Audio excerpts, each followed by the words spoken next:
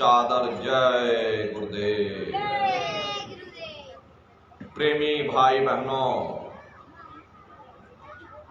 हम आप परम सौभाग्यशाली हैं कि ऐसे कलिकाल में हम लोगों को ये मानव तन, ये मनुष्य शरीर प्राप्त हुआ। उससे भी परम सौभाग्य की बात है कि मनुष्य रूपी मंदिर में बैठ करके हम लोगों को सत्संग सुनने का ये अवसर मिल रहा। जब जन्म जन्मांतरों के शुभ पुण्य कर्म संचय होते हैं, तब बड़े ही सौभाग्य से ऐसा दुर्लभ अवसर प्राप्त होता। सत्संग जल जो कोई पावे, मैल आई सब कट कट जावे।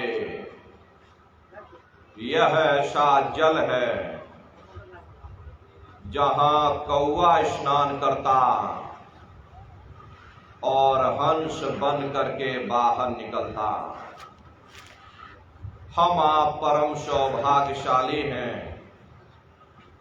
ये अवसर हम लोगों को मिला हुआ। जो भी वचन वाणियां आज आपको सुनाई जाएं, बड़े ही प्रेम और प्यार के साथ बैठ करके एक एक वचन को बड़े ध्यान से सुनिएगा, समझने की कोशिश करिएगा, क्योंकि अधिकतर यह देखा जाता है कि जब कभी सत्संग होता है, हम लोगों को नींद आ जाती,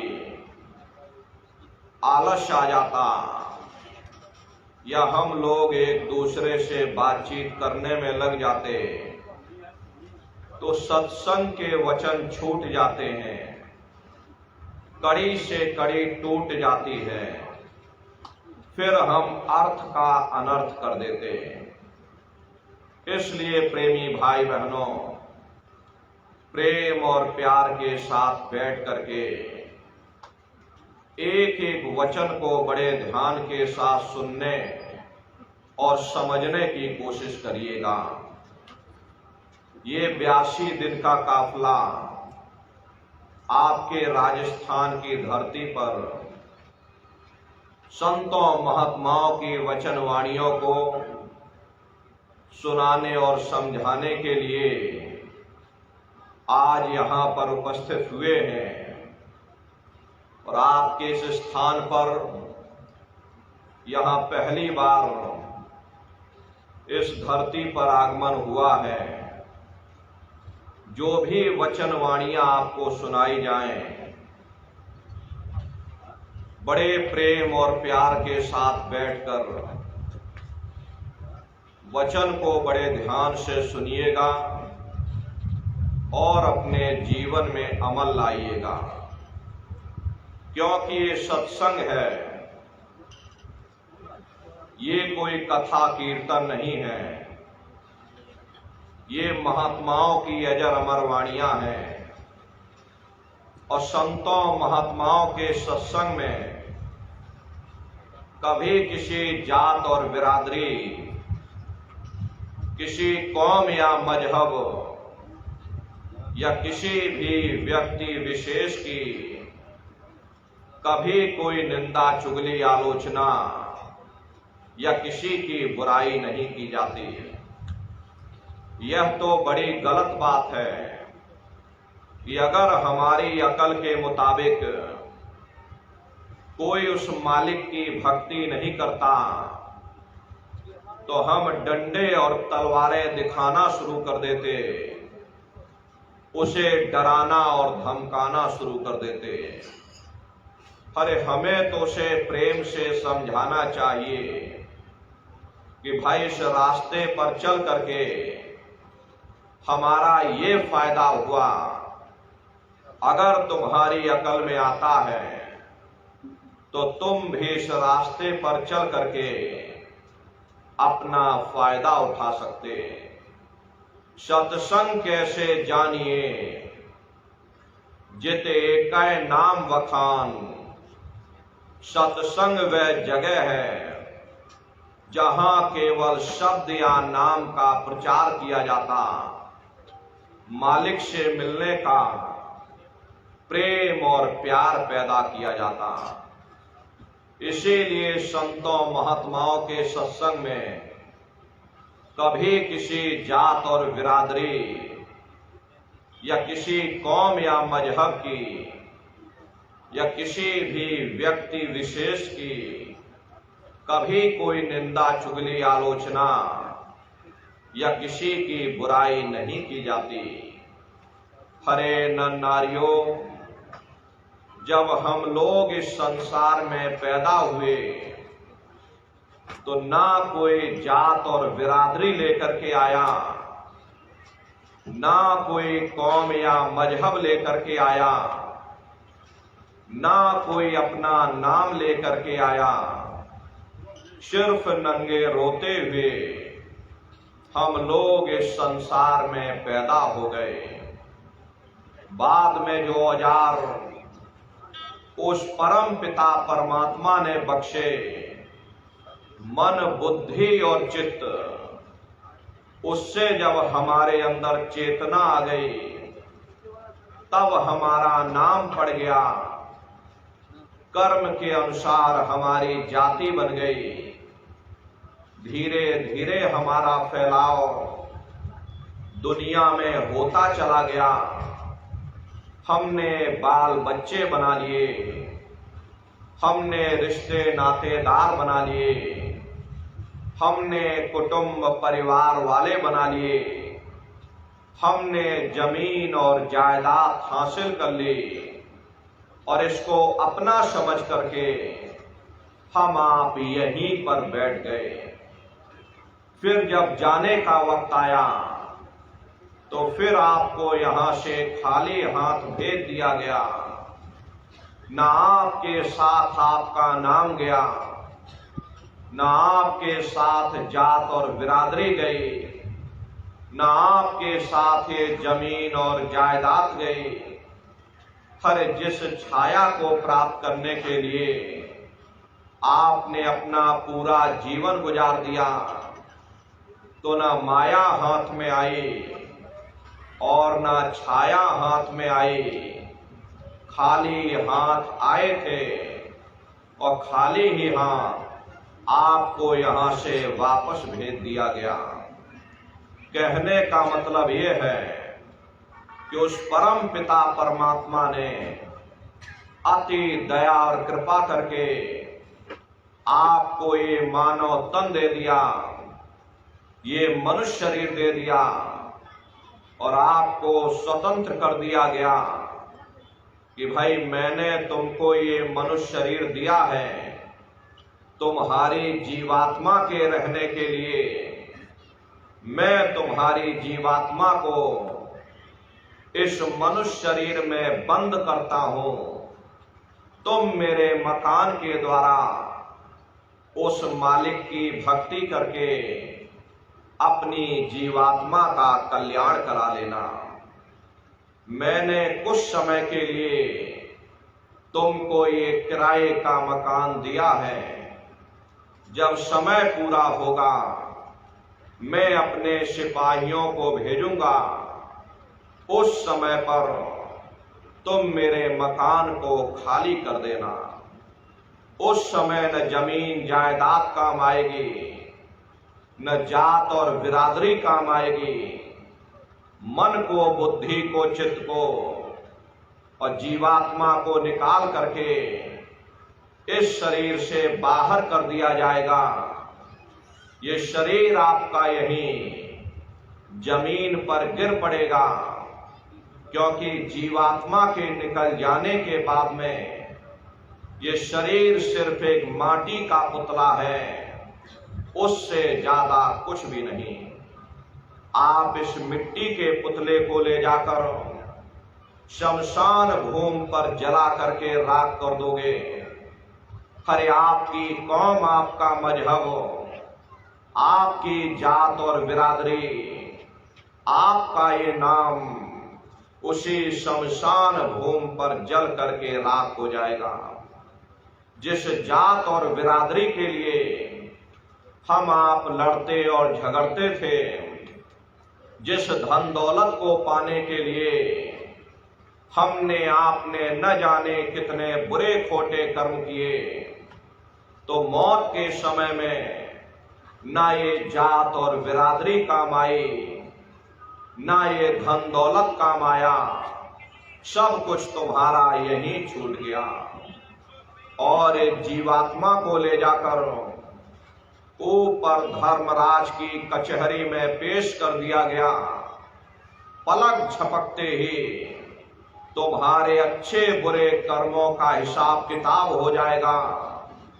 धर्मराज तुमको सजा सुना देंगे कि ले जाओ इनको फलाने नरक में डाल दो, क्योंकि मैंने इनको मौका दिया था, मैंने इनको मनुष्य शरीर दिया था कि अब की बार गीता रामायण को पढ़ करके, उन धर्म पुस्तकों को पढ़ करके, किसी संत महात्मा की खोज करके, उनके बताए हुए रास्तों पर चल करके, उस मालिक की भक्ति करके अपनी जीवात्मा का कल्याण करा लेना। इस उद्देश्य के लिए मैंने इनको मनुष्य शरीर दिया था, लेकिन इन्होंने अपना उद्देश्य पूरा नहीं किया। जब जब ये मनुष्य शरीर में आए, कभी इन्होंने विचार ही नहीं किया कि आखिर ये मनुष्य शरीर हमको क्यों मिला, क्या इसका उद्देश्य है, मरने के बाद हम कहाँ जाएंगे, हमारे बाल बच्चे कहाँ जाएंगे, हमारे रिश्ते नातेदार कहाँ जाएंगे, हमारे कुटुंब परिवार वाले कहाँ जाएंगे, और इनकी उस समय पर क्या हालत होगी। ये पराविद्या महात्माओं की पराविद्या है। हम आप इस जड़ संसार में फंस करके उस पराविद्या से अनभिज्ञ हो गए और अपने उद्देश्यों को भूल गए, अपने वादे को हम आप भूल बैठे। वो वादा जो हमने आपने माँ के गर्भ में किया था, जब माँ के गर्भ में हम आप उल्टे लटके हुए थे, सिर हमारा आपका नीचे था, पैर ऊपर थे, उस समय परमात्मा से वादा किया कि हे परमात्मा, मुझे एक बार मनुष्य शरीर दे दो, हम भजन करेंगे, भक्ति करेंगे, हम अपनी जीवात्मा का कल्याण करेंगे। परमात्मा ने जब तुम्हारी पुकार सुन ली, तुमको मनुष्य शरीर दे दिया, तो इस मनुष्य शरीर में बैठ करके तुमने अपने कीमती समय को और श्वासों की पूंजी को बर्बाद कर दिया। खरे प्रेमी भाई बहनों, इस दुनिया में हित मित भाई बंधु, रिश्ते नातेदार, कुटुंब परिवार वाले, इनमें से कोई भी चीज तुम्हारी जीवात्मा को इस अधोगति से बचा नहीं सकती। हम कौन हैं, हम कहां से आए हैं और हमें जाना कहां है, ये मानव मात्र के लिए एक जटिल प्रश्न बना हुआ है। इस प्रश्न का हल तब तक नहीं होगा जब तक इस धरा भूमि पर कोई संत महात्मा फकीर ना मिल जाए। इसीलिए वह मालिक अति दया और कृपा करके संतों महात्माओं को इस धरा भूमि पर भेजते हैं। संत महात्मा फकीर यहाँ पर आकर के जीवों को समझाने की कोशिश करते कि भाई वो परमात्मा है, वो आपको मिलेगा, जीते जी मिलेगा, इसी मनुष्य शरीर में मिलेगा। इसी मनुष्य शरीर के अंदर जाकर के परमात्मा से मिलने का वो एकमात्र दरवाजा है। उस दरवाजे का भेद केवल संतों महात्माओं को ही प्राप्त है। ये दुनिया के लोग, दुनिया की आवाम जनमानस भौतिकता के ज्ञान को पढ़ करके अहंकार में डूबे रहते कि हमसे बड़ा कोई ज्ञानी नहीं। लेकिन उन बेचारों को नहीं मालूम कि जहां दुनिया का ज्ञान समाप्त होता है, उसी के सिर की चोटी से ये आध्यात्मवाद, आत्मा और परमात्मा का ये गूढ़ ज्ञान, रहस्य विज्ञान प्रारंभ होता।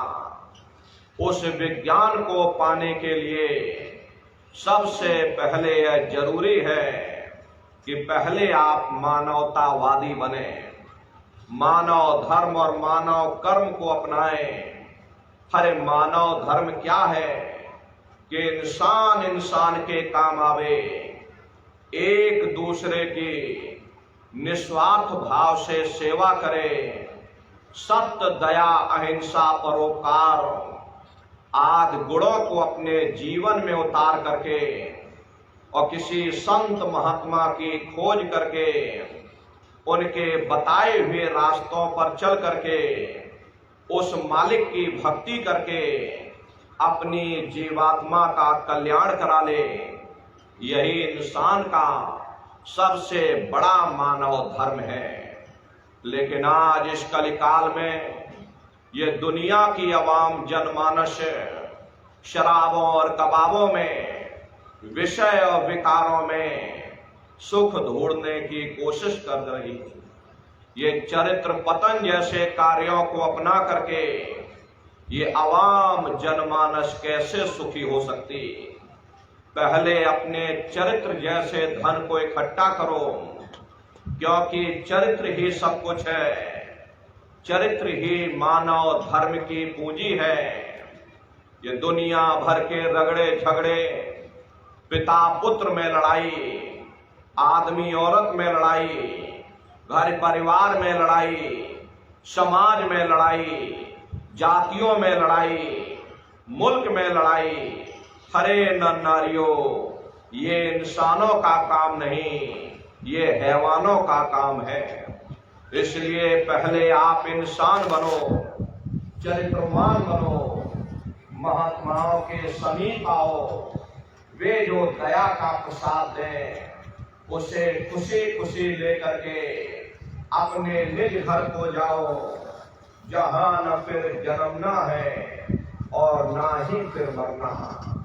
इसीलिए हमारे गुरु महाराज परम संत बाबा जय गुरुदेव जी महाराज ने आवाम जनमानस के बीच में ये आवाज लगाई है कि ऐ इंसानों, तुम अपने दीन ईमान पर वापस आ जाओ और इस जिस्मानी मंदिर में बैठ करके भगवान का सच्चा भजन करो, खुदा की सच्ची इबादत करो, जिससे तुम्हारी ये जीवात्मा नरकों में जाने से बच जाए। अरे हम माने ना माने, लेकिन संत महात्मा त्रिकालदर्शी होते हैं, वे सब कुछ जानते हैं। अगर हम उनके वचनों को मान जाएंगे तो हम लोग बच जाएंगे, नहीं तो खाई और खंदक में जाकर गिर जाएंगे। इसीलिए अभी वक्त है उस मालिक से सच्ची प्रार्थना करने का, खुदा के सामने अपने गुनाहों की माफी मांगने का, धर्म मजहब के नाम पर लड़ने झगड़ने का नहीं, जात और बिरादरी के नाम पर लड़ने झगड़ने का नहीं। अरे हमने बहुत लड़ लिया, बड़े बड़े झगड़े और फसादे की, बड़ी बड़ी नुक्ताचीनी की, सिवाय नफरत के हमको क्या मिला। नफरत की ऐसी ज्वाला जली जिसमें घर जल गया, परिवार जल गया, समाज जल गई, जातियां जल गई, अब सारा देश जल उठा। इसीलिए सारी मानवता बहुत थक गई। हर कोई ऐसी छांव चाहता है जहां उसे ठंडक मिले, शांति और सुकून मिले, ये सब वहीं मिल सकते हैं जहां शांति के संदेश होते, सुकून के संदेश होते, मानव धर्म और मानव कर्म के संदेश होते। और ये संदेश केवल संत महात्मा फकीर देते हैं, जो समदर्शी होते हैं, जो समस्त जीवों के अंदर उस प्रभु के अंश को देखते हैं। ऐसे समदर्शी उन महात्माओं की खोज करो। ये मत देखना कि महात्मा किस जाति के हैं, महात्मा किस बिरादरी के हैं। हरे जातियां कर्म के अनुसार बनाई गई, जन्म के अनुसार नहीं। मनुष्य की एक ही जाति है, वो है मानव जाति। और इसी मानव जामे में बैठ करके हमें उस मालिक की भक्ति करनी है। हरे नर नारियों, सुपच जात के भंगी थे, रैदास जी जात के हरिजन थे, मीराबाई जात की छत्राणी थी। अगर वे सब उस मालिक को प्राप्त कर सकते हैं तो आप भी उस मालिक को प्राप्त कर सकते हैं। लेकिन बगैर महात्माओं के, बगैर मुर्शिद के कोई भी जीव इस संसार समुद्र से ना कोई पार हुआ और ना ही कोई हो सकता। ये समुद्र ऐसा है जिसके ना इस किनारे का पता, ना उस किनारे का पता कोई नहीं जान सकता है। ये दुनिया कब बनी, कितनी बार प्रलय और महाप्रलय हो गए, लेकिन इतना जरूर मालूम है कि जिस दिन से दुनिया बनी है हम लोग यहीं पर भटका खा रहे। अगर इधर से हवा चली तो नैया हमारी उधर चली गई, और अगर उधर से हवा चल गई तो हमारी नैया डगमगाते हुए इधर चली गई। न जाने कितने युग और कल्प बीत गए, लेकिन हमारी ये नैया आज तक इस भव सागर से किनारे नहीं लगी। इसलिए नर नारियों, सौभाग्य से वक्त का इतना बड़ा वरदान आपको मिला, ये मानव तन आपको मिल गया। न जाने किस महात्मा की दया हो गई, न जाने कौन से जन्म जन्मांतरों के शुभ पुण्य कर्मोदय हो गए, जो आपको ये मनुष्य शरीर मिल गया। हरे अब की बार मौका मिल गया है, समय रहते हुए अपनी जीवात्मा के कल्याण के लिए थोड़ा बहुत विचार करिएगा, वरना ये समय तुम्हारा निकलता चला जा रहा। मिले नरदेह तुमको, बनाओ काज कुछ अपना, बचो मत आए जग में, जानियो रैन का सपना। हरे नर नारियों, जैसे रात में हम लोग स्वप्न देखते हैं, हालांकि उस समय पर हमें स्वप्न सच मालूम पड़ता, असली प्रतीत मालूम होता, लेकिन जब हम सुबह उठते हैं, जब हमारी आंखें खुलती हैं, तब हमें होश आता कि नहीं भाई, हम तो स्वप्न देख रहे थे, ये सब भ्रम है।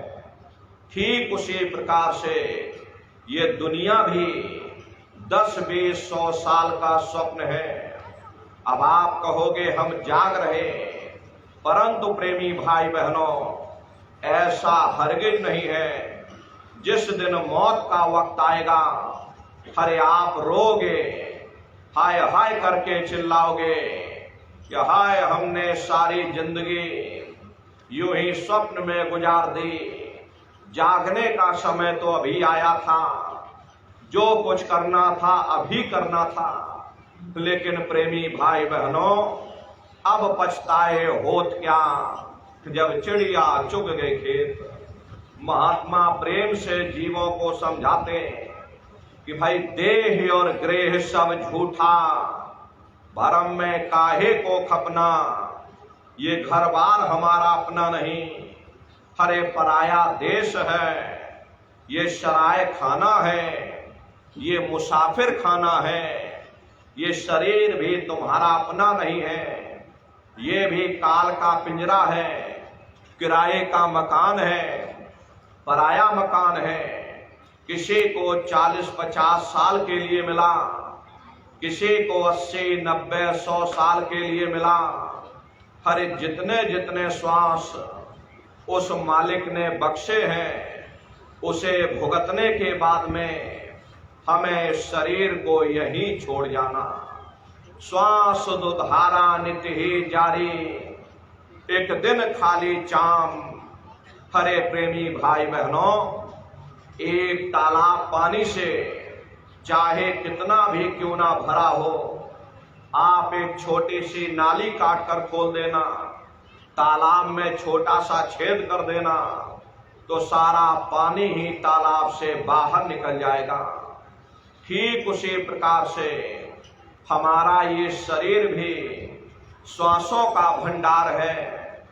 जब तक श्वासों का भंडार जारी है, हम दुनिया के काम काज में फंसे हुए, दुनिया के कारोबार में उलझे हुए, लेकिन जिस वक्त ये श्वासों का भंडार खाली होगा, हरे टेलीफोन खड़क जाएंगे, तार पहुंच जाएंगे, संदेश पहुंच जाएंगे, सब रिश्ते नातेदार, सब कुटुंब परिवार वाले, सब अड़ोस पड़ोस वाले मिनटों सेकंडों में इकट्ठा हो जाएंगे। हरे नर नारियों, जिस शरीर से तुम इतना प्रेम किया करते थे, उसे कोई एक रात भी घर में रखने को तैयार नहीं होता, मामूली कष्ट नहीं होता। मौत के समय में घनघोर पीड़ा होती है। सहजो बाई ने उस पीड़ा को बयान किया कि सहजो मौतें आईया, अंग अंग दिया तोड़, और हिया जरे छाती फटे, उठे पीर घनघोर। गुरु महाराज सत्संग में फरमाते थे कि जैसे 1,00,000 बिच्छू मिल करके एक साथ हमारी जिस्म पर डंक मारे, उससे भी लाखों करोड़ों गुना ज्यादा मौत के समय में दर्द होता है।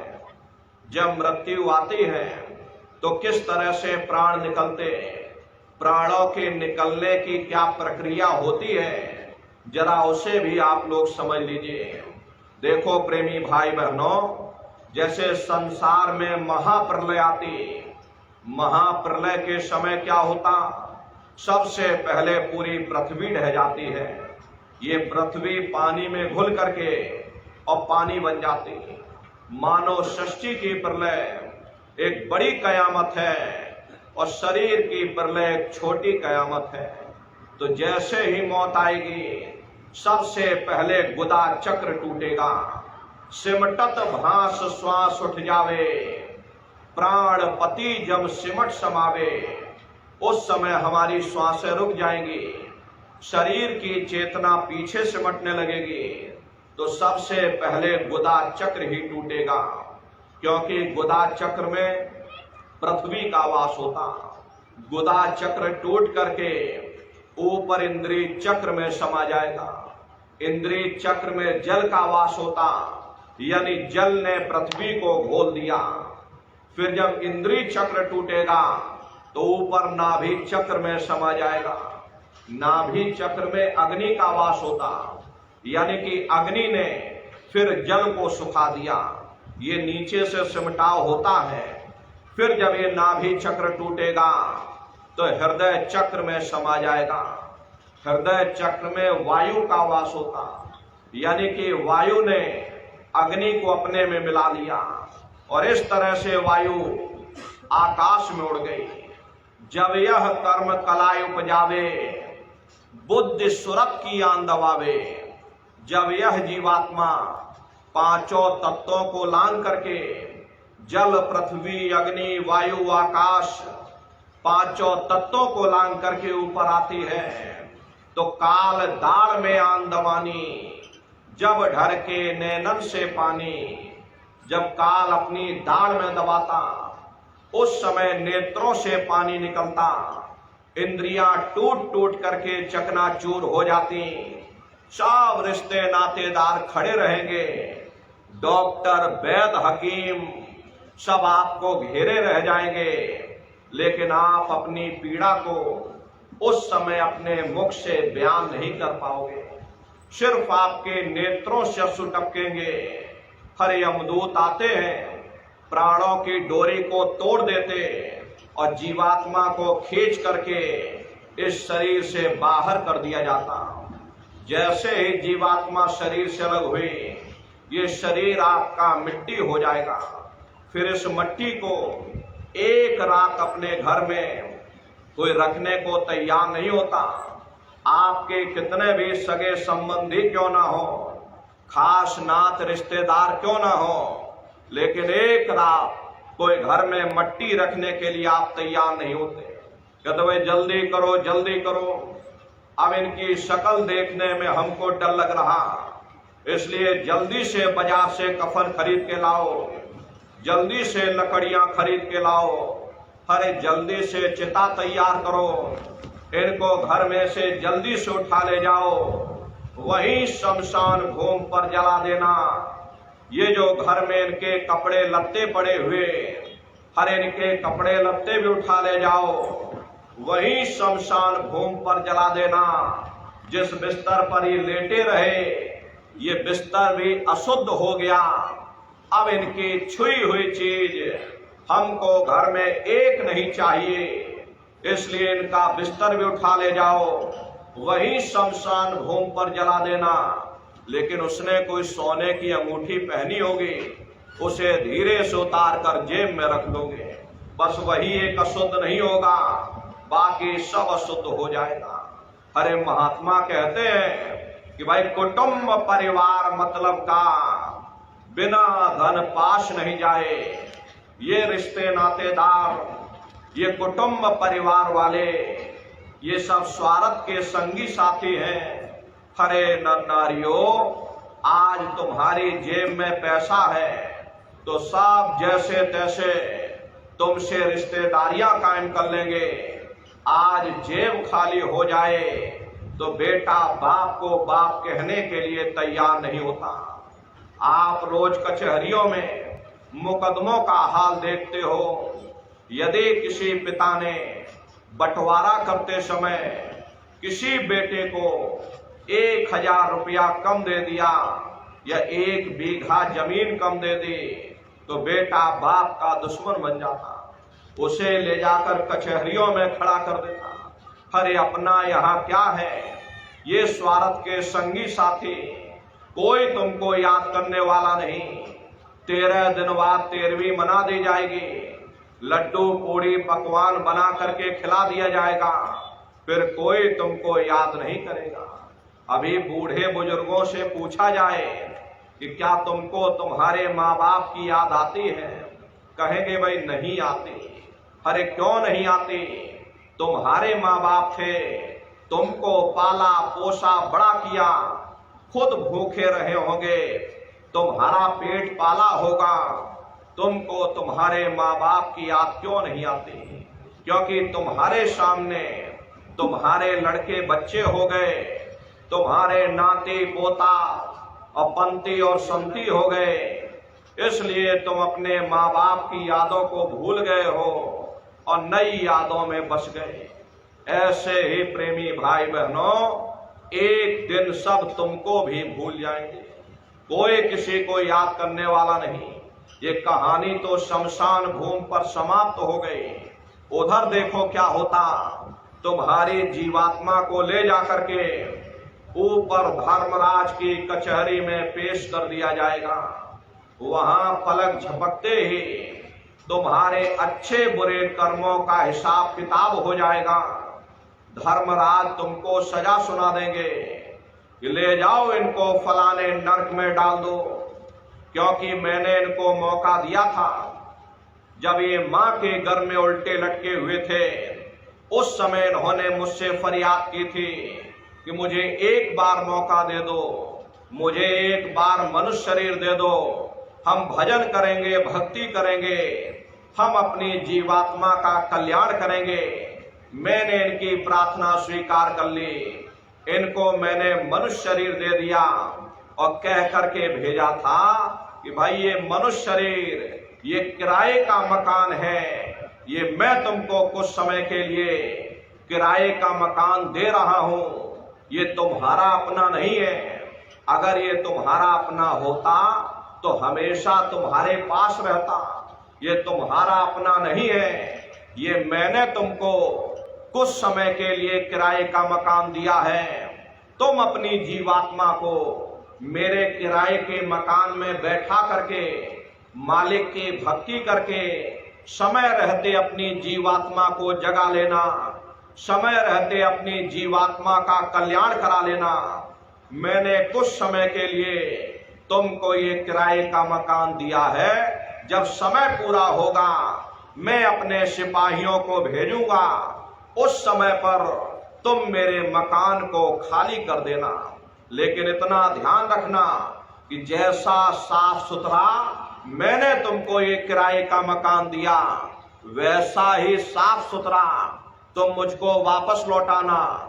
लेकिन इस किराए के मकान में बैठ करके इन्होंने अच्छे बुरे कर्म कर डाले। मेरे किराए के मकान को इन्होंने अपने कर्मों से गंदा कर दिया, इसलिए कर्मों की सजा इनको मिलेगी। ले जाओ इनको फलाने नरक में डाल दो। अरे महात्मा कभी झूठ नहीं बोलते। महात्माओं ने जब साधना किया और साधना करके जब ऊपर गए, ऊपर जा करके जब उन्होंने नरकों का हाल देखा, तो हमारी आपकी जानकारी के लिए उन्होंने धर्म पुस्तकों में लिख दिया कि लोह के खम्भ तपत के माही, और जहां जीव को ले चिपटाई वहां लोहे के खंभे अग्नि से धधक धधक कर लाल हो रहे। ऐसे खोटे जीवों को उन खंभों में चिपकाया जाता। जीव हाय हाय करके तड़फता है। तड़फ तड़फ जीव जुलम बुखारी, तपत खम्भ दुखी उपजे भारी। असहनी वेदना होती है, असहनी दुख दर्द होता। जीव वहां रोता चिल्लाता रहता। वहां कोई तुम्हारी पुकार सुनने वाला नहीं, कोई तुम्हारी दर्द भरी आवाज को सुनने वाला नहीं। हरे नर नारियों, ये दुर्दशा क्यों हो गई? क्योंकि हम लोग मनमुखी हो गए, मन के कहे पर चलने लगे। मन के कहे पर चल करके अच्छे बुरे कर्म करने लगे। कर्मों का ये भंडार जखीरा के जखीरा हमने अपने सिर पर लाद लिए। आज उन्हीं कर्मों का भोग पा रहे हैं। अरे महात्मा कहते हैं कि भाई नर के अनेक और हैं, कहाँ लग कहूं बखान। दुख भोगते यह जीव जो, जाने जो भोग समान। कहते भाई एक नरक नहीं, ऐसे वहां अनेकों अनेक नरक बने हुए। अलग अलग खोटे पाप कर्मों के वहां पर अलग अलग नरक बने हुए। ये जीव अपने अपने कर्म के अनुसार अनंतों अनंत युगों तक, वर्षों की बात नहीं कर रहे, अनंतों अनंत युगों तक जीव नरकों की यातनाएं भोगता रहता। और नरकों की यातनाएं भोगने के बाद इसी जीवात्मा को सीधे मनुष्य शरीर नहीं मिलता, बल्कि फिर से 4 खान 84 लाख योनियों में डाला जाता। ये 4 खान 84 लाख योनियां ये कोई मामूली योनियां नहीं होती। 4 खान का मतलब होता है अंडज पिंडज उपमज स्थावर। ये 4 खाने हैं। पहली श्रेणी पेड़ पौधों की आती, जिनके अंदर पानी का तत्व मौजूद होता। कभी ये भी मनुष्य हुआ करते थे, लेकिन आज अपने कर्मों का भोग पा रहे, एक जगह पर बेचारे खड़े हुए। दूसरी श्रेणी कीड़े और मकोड़ों की आती है, जिनके अंदर पृथ्वी और अग्नि का तत्व मौजूद होता। तीसरी श्रेणी पंछियों की आती, चौथी चौपाई जानवरों की आती है, और 5वीं स्वयं इंसान की आती, जिसके अंदर 5 तत्व जल पृथ्वी अग्नि वायु आकाश 5 तत्व मौजूद होते हैं। तो प्रेमी भाई बहनों, ये 4 खाने हैं, इनकी अलग अलग कुल 84 लाख योनियां हैं। अब आप पेड़ पौधों को देखिए तो नीम का पेड़ अलग है, आम का पेड़ अलग है, पीपल का पेड़ अलग है। ऐसे ही अलग अलग प्रजातियों के कीड़े मकोड़े, अलग अलग प्रजातियों के पशु और पंछी, कुल मिलाकर 84 लाख योनियां। हम दुनिया के जीव अपने अपने कर्म के अनुसार नरकों की यातनाएं भोगने के बाद में इन्हीं 84 लाख योनियों में भटका खाते। मामूली कष्ट नहीं होता। अरे हमको आपको गर्मी लग गई, हम लोगों ने पानी पी लिया और पंखा चला लिया, सर्दी लग गई तो कंबल रजाई ओढ़ लिया, बीमार हो गए अस्पतालों में चले गए, अपना इलाज करवा लिया। लेकिन देखो इन जानवरों को, क्या गर्मी, क्या सर्दी, क्या बरसात, एक एक निवाले के लिए दर बदर ठोकरें खाते रहते। किसी का हाथ कट गया, किसी का पैर कट गया, पैरों में कीड़े पड़ने लग गए, उनमें सड़ान आ गई। बीमार बैलों की दुर्दशा देखो, मुंह से फसूकर निकलता रहता, लेकिन टनों बोझा उनके ऊपर लाद दिया जाता, सोटा मार मार करके चलाया जाता। क्या उनको दर्द नहीं होता? अरे उनको भी दर्द होता, उनको भी तकलीफ होती, लेकिन वे बेचारे बेजुबान हैं, कुछ बोल नहीं पाते, कुछ बता नहीं पाते। हम लोगों के अंदर जुबान है, हम लोग बोल बता देते, वे सिर्फ रोते और चिल्लाते रहते। अरे कौन उनकी पुकार सुनने वाला, कौन उनकी दर्द भरी आवाज को सुनने वाला, कौन सी अदालत में जाकर के वे बेचारे दरवाजा खटखटाएं, कौन मजिस्ट्रेट उनकी फरियाद को सुनेगा? अरे प्रेमी भाई बहनों, कोई सुनने वाला नहीं। अरे कई जन्म भय कीट पतंगा, कई जन्म भय मीन कुरंगा, कई जन्म पंखी सर कोयो, कई जन्म हैवर वृक्ष जोयो, मिल जगदीश मिलन की बरिया और चिरंकार यह देश सजरिया। करोड़ों करोड़ युगों से नरकों की यातनाएं भोगने के बाद फिर हम कभी कीड़े पतंगों की योनि में डाले जाएंगे, कभी पेड़ पौधों की योनि में, तो कभी पशु और पंछियों की योनि में डाले जाएंगे। 84 लाख योनियों की सबसे जो आखिरी योनि होती है वो गाय और बैल की योनि होती है। गाय स्त्री का रूप लेती है और बैल पुरुष का रूप लेते हैं। ये 84 लाख योनियों की सबसे आखिरी योनि यानी कि अंतिम पायदान होता है। इसीलिए हमारे धर्म शास्त्रों में गाय और बैल को काटना निषेध किया गया, क्योंकि गाय और बैल न जाने कितने युगों से नरकों की यातनाएं भोगने के बाद में 84 लाख योनियों में भटकने के बाद तब इनको गाय और बैल की योनि में डाला जाता। इसके बाद इनको मनुष्य शरीर मिलना होता। लेकिन यदि हम गाय बैल को बीच में मार देंगे, काट देंगे, मान लो गाय की उम्र 20 साल की है और 10 साल की उम्र में हमने किसी गाय या बैल को मार दिया, तो बाकी बचे 10 साल ये प्रेत योनि में भटका खाएंगे।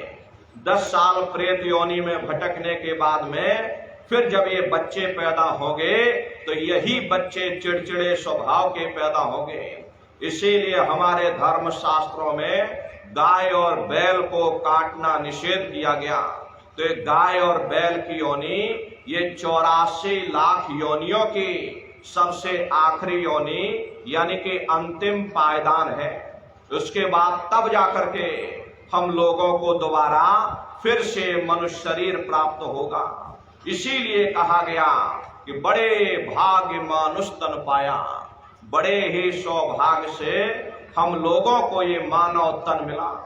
बड़े से बड़े देवी देवता भी इस मानव तन को पाने के लिए तरसते हैं, क्योंकि इन 84 लाख योनियों से, उन नरकों से निकलने का केवल एक ही रास्ता है, वह केवल मनुष्य का शरीर है।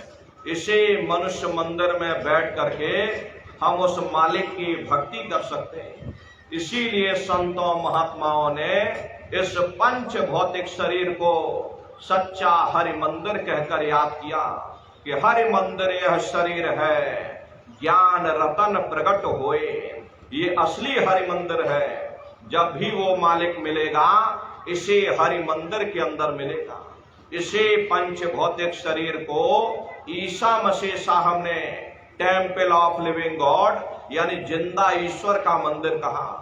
मैं तुम्हारे अंदर मिलूंगा।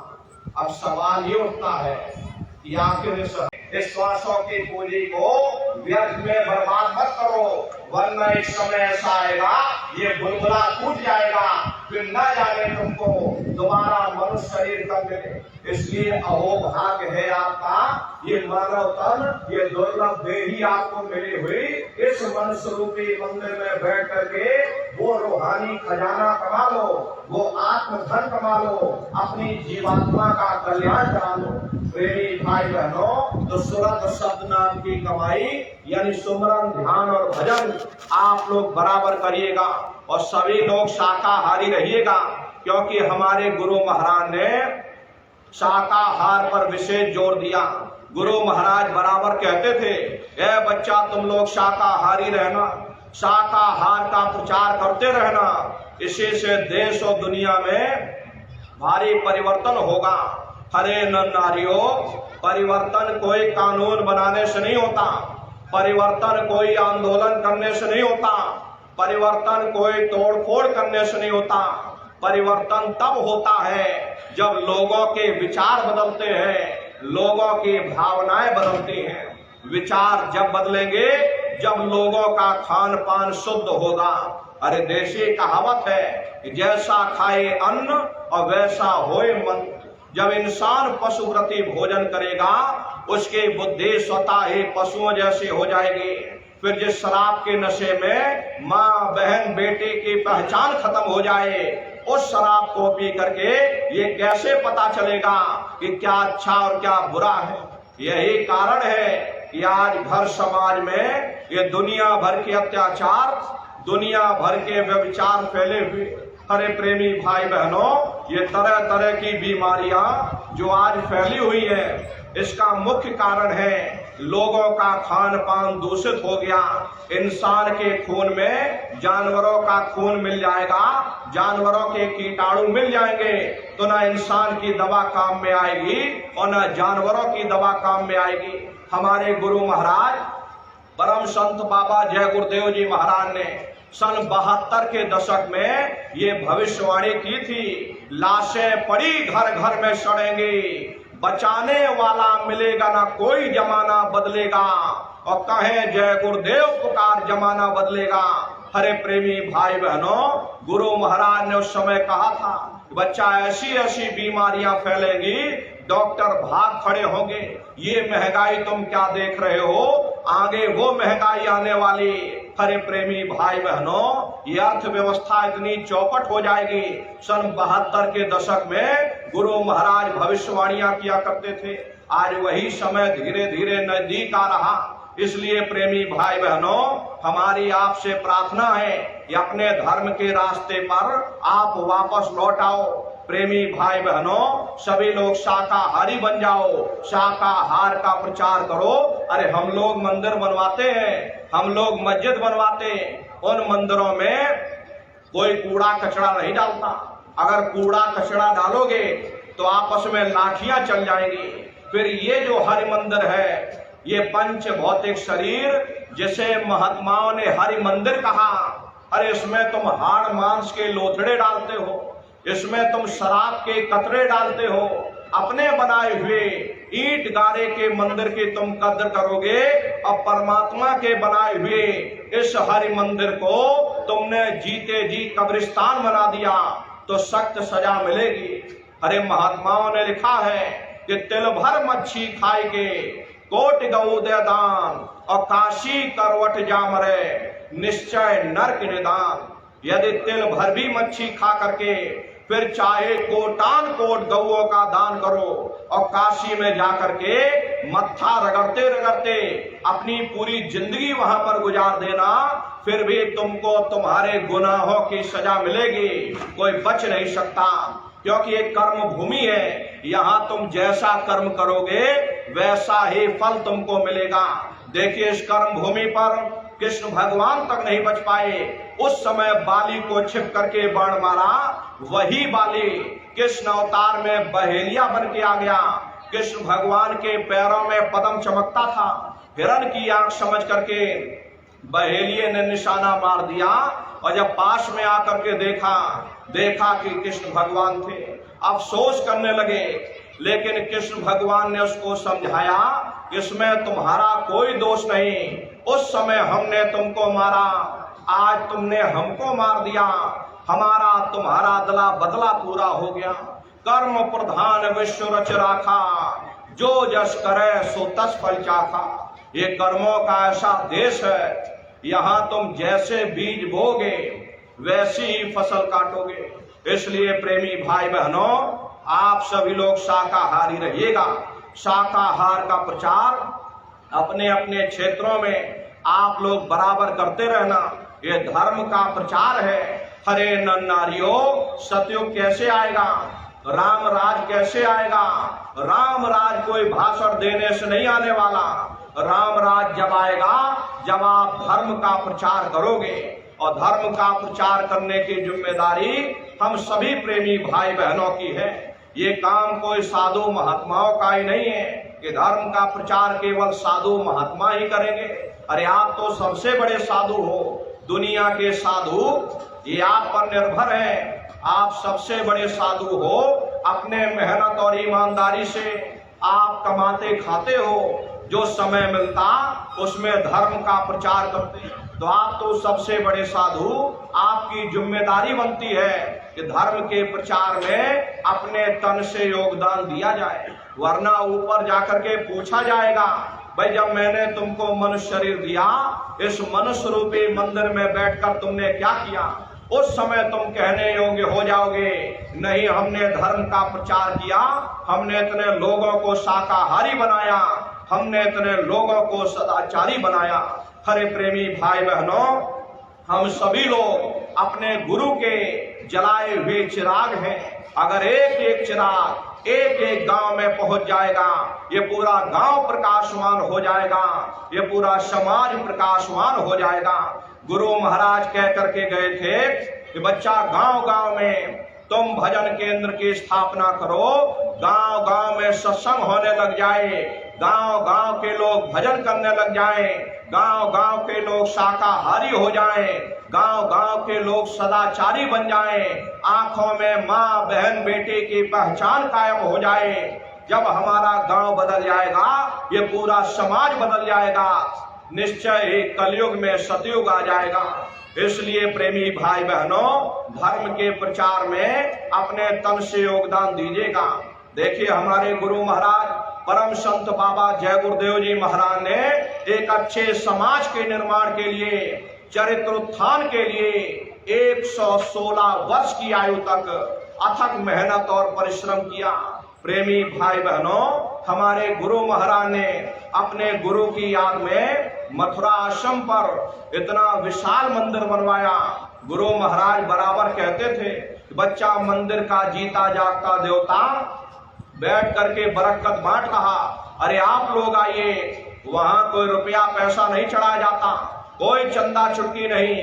अरे आप लोग आए, मंदिर के देवता के सामने अपनी एक बुराई को चढ़ा दीजिए। वहां पर बुराई चढ़ाई जाती है कि हम आज से मांस मछली नहीं खाएंगे, हम आज से अंडा शराब का सेवन नहीं करेंगे, हम आज से झूठ नहीं बोलेंगे, हम आज से किसी को धोखा नहीं देंगे। आप अपनी एक बुराई चढ़ा दो, आपकी एक मनोकामना पूरी होगी। ऐसा वरदानी मंदिर गुरु महाराज ने अपने गुरु की याद में मथुरा आश्रम पर बनवाया। उन्हीं की याद में ये पावन भंडारे का कार्यक्रम 1 दिसंबर से और 5 दिसंबर तक मथुरा आश्रम पर मनाया जाता। लाखों की संख्या में सत्संगी प्रेमी भाई बहन उपस्थित होते हैं। आपके राजस्थान से भी लाखों लाख की संख्या में सत्संगी प्रेमी भाई बहन कार्यक्रमों में बराबर आते रहते हैं। तो प्रेमी भाई बहनों, तारीख आप लोग याद रखिएगा, 1 दिसंबर से और 5 दिसंबर तक ये भंडारे का कार्यक्रम मथुरा आश्रम पर मनाया जाता है। तो आप सभी प्रेमी भाई बहन इस भंडारे के अवसर पर सपरिवार पधारिएगा, अपने अपने बच्चों को भी साथ में लेकर के आइएगा।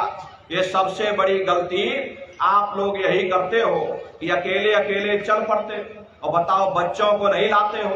अरे क्या जरूरत बच्चों को लाने ले जाने की, अरे ये बच्चे छोटे हैं, इनको घर में रहने दो, इनको पढ़ाई लिखाई करने दो। ये सत्संग सुनना, ये भजन पूजा पाठ करना, ये हम बूढ़े बाढ़े लोगों का काम है। इन बच्चों की पढ़ाई लिखाई की उम्र है, इनको घर में पढ़ाई लिखाई करने दो। ये आपकी सबसे बड़ी गलती है। अरे प्रेमी भाई बहनों, पढ़ाई लिखाई जरूरी है, हम ये बात मानते हैं कि आज के समय में शिक्षा बहुत जरूरी है। अरे हमको भी गुरु महाराज ने पढ़ाया लिखाया, हम भी पहले 10वीं किए, 10वीं के बाद फिर 12वीं किया और 12वीं के बाद फिर बीए किया और बीए करने के बाद फिर एलएलबी किया, एलएलबी करके वकील बने। गुरु महाराज ने हमको भी पढ़ाया लिखाया, लेकिन पढ़ाई लिखाई के साथ साथ अच्छे संस्कार भी जरूरी है। और संस्कार कोई एमए बीए की डिग्री करने से नहीं पढ़ते, संस्कार कोई डिप्लोमा करने से नहीं पढ़ते। अगर एमए बीए की डिग्री करने से बच्चों के अंदर संस्कार पड़ जाते तो हिंदुस्तान में इतने वृद्धाश्रम न खोले गए होते। अरे संस्कार पढ़ेंगे महात्माओं के वचनों से, संस्कार पढ़ेंगे सत्संग के माध्यम से। ये बच्चे देश के भविष्य है। एक अच्छे समाज के निर्माण के लिए बच्चों के अंदर अच्छे संस्कार डालना ये समय की बहुत बड़ी मांग है। इसलिए प्रेमी भाई बहनों, अपने अपने बच्चों पर विशेष ध्यान आप लोग दीजिएगा। ये बच्चे कच्चे घड़े हैं, इनको बचपन से तैयार करो, इनको अच्छी शिक्षा दो, अच्छे संस्कार दो, बराबर सत्संग में लाते ले जाते रहना, बराबर अपने दरबार में लाते ले जाते रहना। और इन बच्चों को अपने साथ शाकाहारी के प्रचार में ले जाओ। अरे छोटे छोटे बच्चे जब समाज के बीच में उतरेंगे और जब शाकाहारी का प्रचार करेंगे कि मांस खाना बुरी बात और शराब पीना बुरी बात, तो समाज पर कितना गहरा असर पड़ेगा। देखो ये छोटे छोटे बच्चे और हमको समझाने आए, समाज पर तो असर पड़ेगा ही और बच्चों के ऊपर भी इसका असर पड़ेगा। भाई हम ये जो बात कह रहे हैं, हमको भी इन चीजों से दूर रहना चाहिए। तुम्हारे बच्चे भी मांस और शराब जैसी इन गंदी चीजों से दूर रहेंगे, इनके अंदर अच्छे संस्कार पड़ जाएंगे। यही बच्चे बड़े होकर के माँ बाप का नाम रोशन करेंगे, घर और समाज का नाम रोशन करेंगे। इसलिए प्रेमी भाई बहनों, अपने अपने बच्चों पर विशेष ध्यान आप लोग दीजिएगा। ये बच्चे भारत के भविष्य हैं। अच्छी शिक्षा के साथ साथ अच्छे संस्कार देना ये समय की बहुत बड़ी मांग है। इसलिए प्रेमी भाई बहनों, इन बातों का आप सभी लोग ध्यान दीजिएगा। 1 दिसंबर से और 5 दिसंबर तक ये भंडारे का कार्यक्रम होगा। आप सभी प्रेमी भाई बहन इस भंडारे के अवसर पर सपरिवार सादर आमंत्रित है।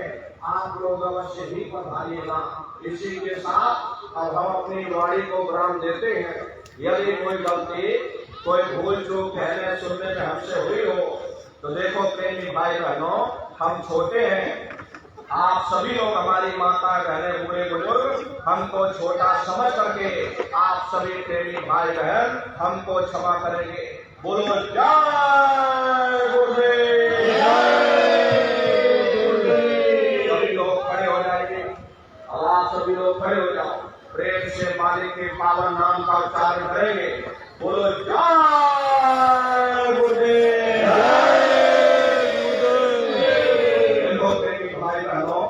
अभी हम नीचे उतर जाएंगे, बारी बारी से आप सभी लोगों से मिल भी रहेंगे, लेकिन आप लोग कोई धक्का मुक्की जल्दबाजी मत करिएगा, आराम से बारी बारी से मिलिएगा। सबसे पहले माता बहनें आएंगी, उसके बाद भाई लोग आएंगे।